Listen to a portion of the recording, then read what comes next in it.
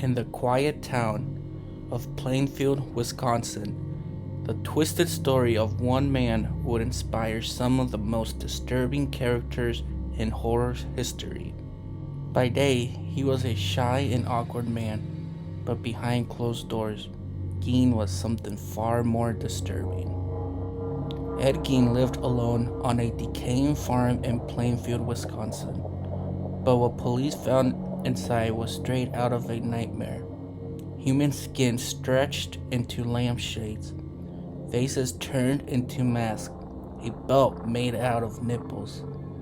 Gein didn't just kill, he dug up graves, wore the dead, and tried to become his mother. He only confessed to 2 murders, but the true horror was what he did after.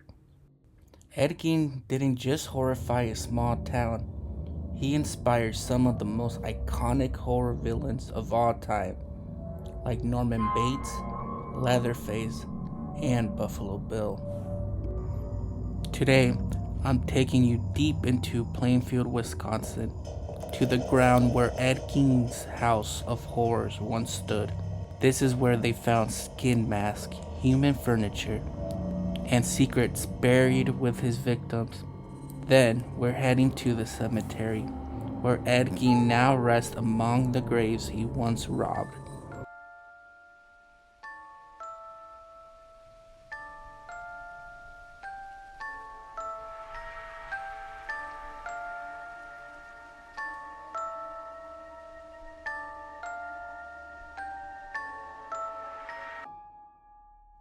Who would have thought that in a small town in Wisconsin, there was a house of horrors?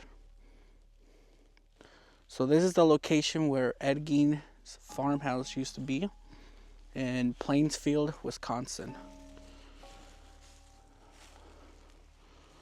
So right now it's an empty lot because the house got burned down in the 50s.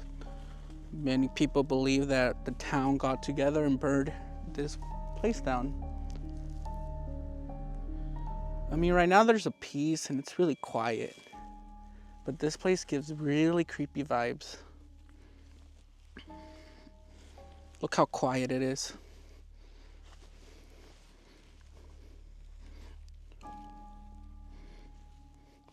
So when the officers came to this location to go find Bernice Worden, they found her, but they found a lot of more stuff that they did not think they were going to find. For example, they found, human remains.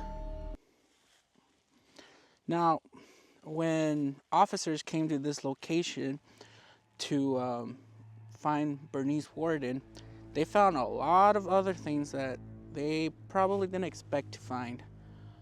The way they found Bernice Worden was that she was actually hanging down from her ankles, I believe, and she was basically gutted down in the middle, which I bet that was a horrible, horrible scene to see. When they searched into the house, that's where they started finding other human remains, and they found a bunch of furniture made out of human remains too. I'm not too sure where the house was located. I saw in a YouTube video, I think the house would have been located around over there. So this is the first stop I'm making, and then I'm gonna stop at the cemetery. But on my way up here, I was listening to a podcast, and so I think it was 3 films that were inspired by this event, but a popular one was the Texas Chainsaw Massacre, where Leatherface, he has a mask made out of human flesh. Well, Ed Gein, sorry, I saw something moving over there and it spooked me out a little. But Ed Gein, when he was getting interviewed, he told the detectives that he made a suit out of human skin, and that at night he would come out here and pretend to be his mother. So just think about it. Somewhere over here, he would be outside wearing a human suit, and he would make face masks out of human suits, out of human faces, my bad. I'm not gonna lie to you, this place really gives me creepy vibes. I don't get creeped out that much, but just being here, oh my goodness. And it's so quiet here. Such a quiet community.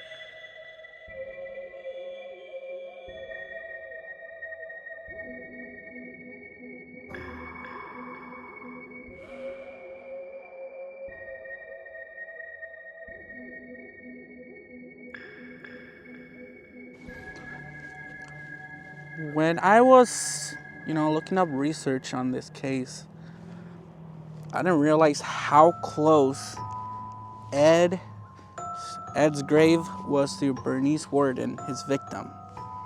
I can literally see them from here, which I will show you. So I'm currently at the Plainfield Cemetery. Obviously I'm here because we're gonna go look at some graves.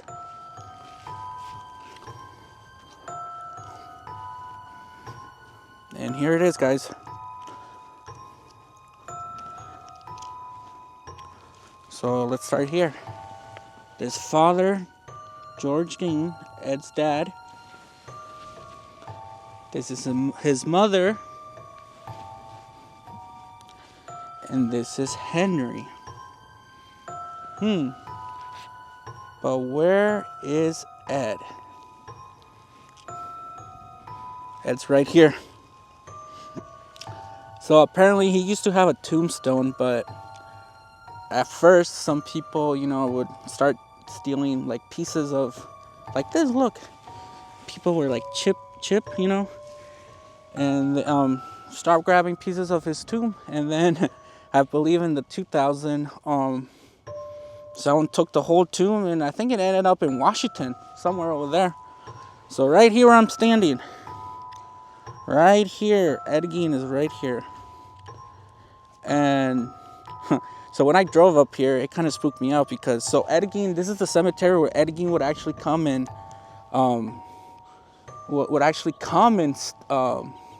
dig up a bunch of the bodies. And so when I drove in here, I saw this and it kind of creeped me out.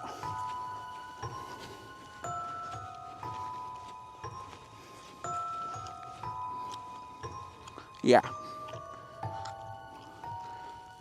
Obviously, they're probably doing something, but, just being here, knowing what Ed Gein would be, kind of gives some creepy vibes. But someone digs something up here, and I do not want to be around here much longer.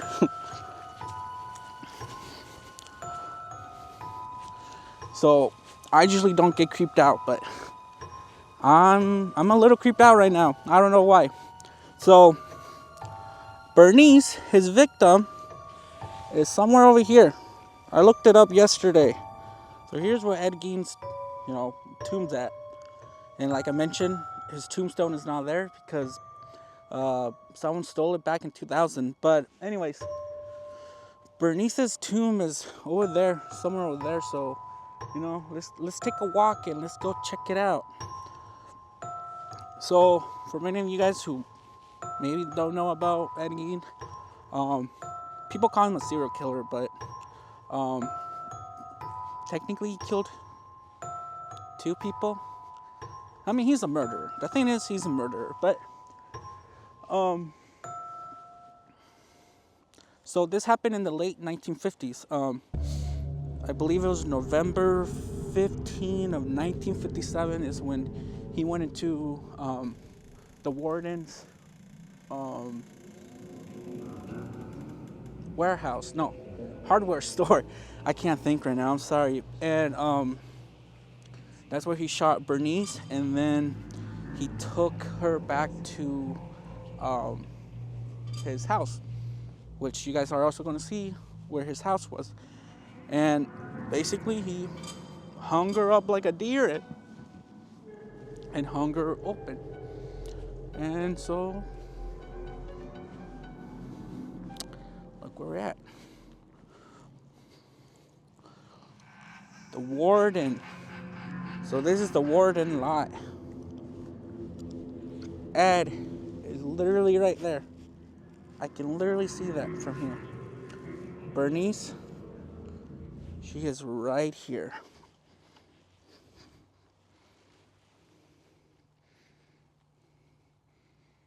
May you rest in peace, Bernice. But knowing this, knowing that she's buried literally right over there, right next, like their neighbors, to a killer, yeah, that honestly shocked me. And yeah, what he did to Bernice, it was cruel. It was, who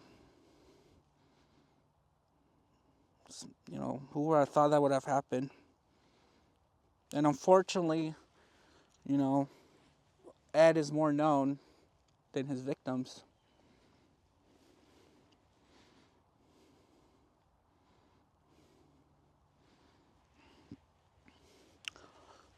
So, this is the Wardens, okay? And and I'm just gonna show you how close it is. It is literally, like, man, I don't even know how many feet. But the thing is, it's close.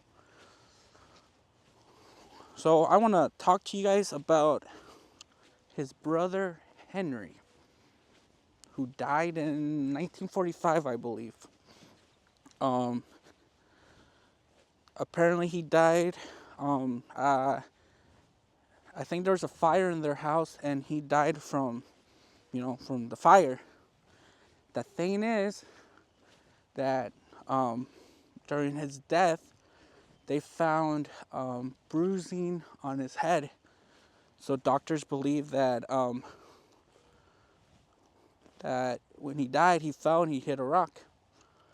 But after this whole conspiracy, after this whole, not conspiracy, but after this whole mess that Ed did, many people believe that Ed killed his brother, Henry. Because Ed was obsessed with his mother. And his father was an alcoholic, unfortunately, But my guess is maybe he wanted, his mother all to himself, but Henry died in 1944. His mother died in 1945. And after that, it's when Ed started doing all this mess. So that had a huge impact. And just, oh my God, like, I'm not lying to you guys. It just shocks me that literally he's right here and his victim's right over there. And I believe there is 3 cemeteries here. From anywhere, like, from all the cemeteries. Well, I don't know. I'm not here either, It looks like the lots, the lots or whatever were already in place, Also, just think about that. Ed would come here and steal bodies. He would come here, visit his mom, probably standing where he stood once. But it's just crazy, This world, honestly, it's messed up. Um, but you guys, yeah, that's it. Um, like I mentioned before, if you guys decide to come out, please be respectful. Um, that's what I tried to do with my videos. You know, I tried to be respectful because in the end, you know, these are real people. These people have families, you know. And also, if you're gonna go to his house, or like, you know, where his house used to be at. When I was there, there was no trespassing signs, but you know, just be cautious and just be respectful, guys. Peace.